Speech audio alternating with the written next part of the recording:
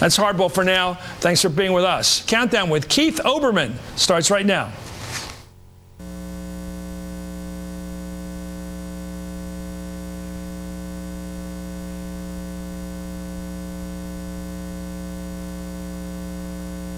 Oh, hi. So what's new? I don't want to minimize my gratitude to you for the kind of support that's usually reserved for, like, Chilean miners. I'll be talking about it and the issues and the rest of my little adventure later in the show, but I need to address one thing right now.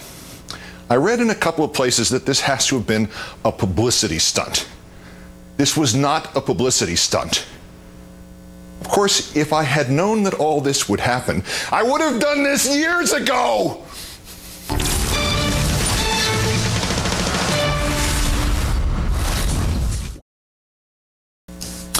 I'd like to close tonight by discussing something that I'm sure has happened to you dozens of times in your own life. You know, when there's a petition supporting you and it winds up being signed by 300,000 people and you get 21,000 tweets in a 72-hour period, and then you're invited to be on television because you aren't on television, because they want you to be the lead story on Good Morning America and Larry King and Letterman, and you break the traffic records on the Huffington Post, and you're on the front page of the New York Times without being dead or in jail or Charlie Sheen or something.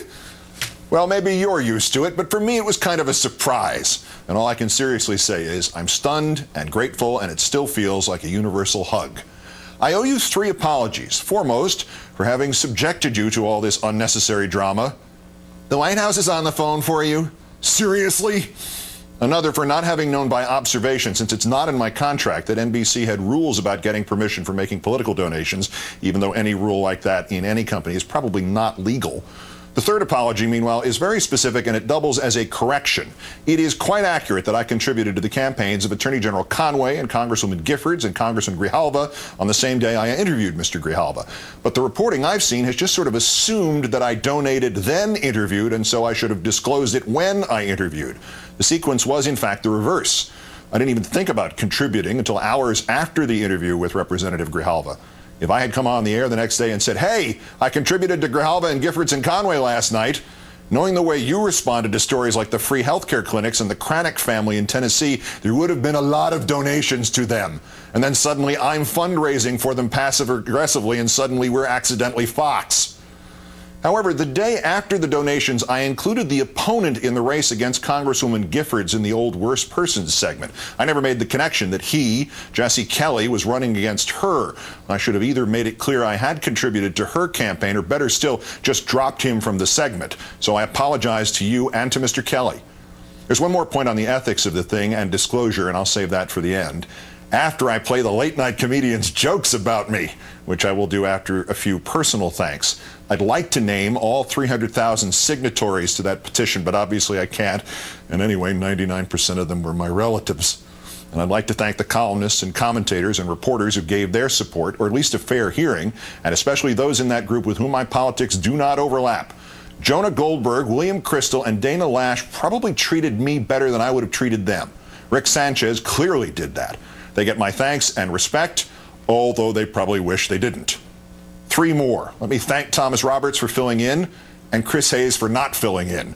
And of course, let me thank dear Rachel for saying so much when saying anything would have been enough. And now, let the party begin. Here's a story you may have heard about. MSNBC News anchor Keith Olbermann will be back to work on Wednesday after being suspended without pay for giving campaign contributions to Democratic candidates, which is against the rules at MSNBC. See, if only he'd done like Elliot Spitzer and given his money to hookers, huh? He would have gotten his own primetime show on CNN. See that? See, you just have to... See, John Klein? I told you that's how we should have done it. Okay, so that was Jay, and then there was Jon Stewart. We criticized each other a week back. I have to say, I took the spirit of his larger meaning, and as a result, benched worst persons. I think he took the spirit of my larger meaning, and he described parts of his rally as inartful. But back to the subject of me. On that topic, John promptly hit a series of tape measure home runs. That's the great thing about America.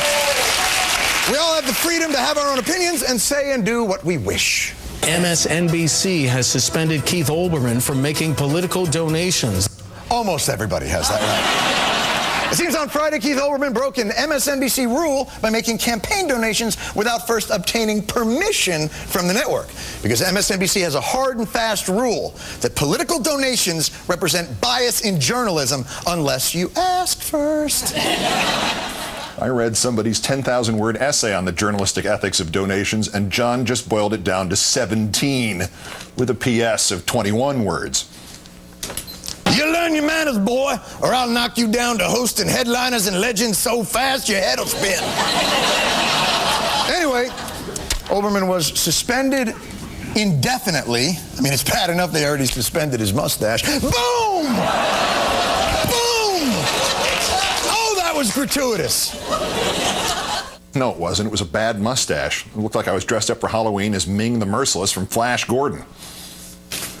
Anyway, suspended indefinitely. There's no telling how long it'll be till we see Keith Olbermann again. MSNBC says Keith Olbermann will be back on the air tomorrow night. Lesson learned. Yes, MSNBC. It's a stupid rule, but at least it was enforced poorly. It's not a stupid rule here or anywhere else. It just needs to debate about it. It needs to be adapted to the realities of 21st century journalism. But to wrap this up, I'll say something utterly contrarian about this. I think we saw where the political contribution system is working for transparency and democracy and where it is failing transparency and democracy. I made legal political contributions as a U.S. citizen near midnight Eastern on Thursday night, October 28th. By 10 p.m. Eastern on Thursday night, November 4th, those contributions were public knowledge. And that's the point. I gave, and you found out, and you judged me for good or for ill as you felt appropriate. If I had given the money through the U.S. Chamber of Commerce, you would have never, ever known. That's November 9th, 7 days since the Republicans took control of the House. Mr. Boehner, where are the jobs? I'm Keith Olbermann. Good night and good luck. And now to discuss what Democrats can and need to do during the lame duck session of Congress. Ladies and gentlemen, here is the longest consecutively appearing anchor on MSNBC, Rachel Maddow. Good evening, Rachel. Yeah, no. Thank you, Keith. It is very good to have you back, my friend. Thanks. I thank you kindly again for your support. Thanks.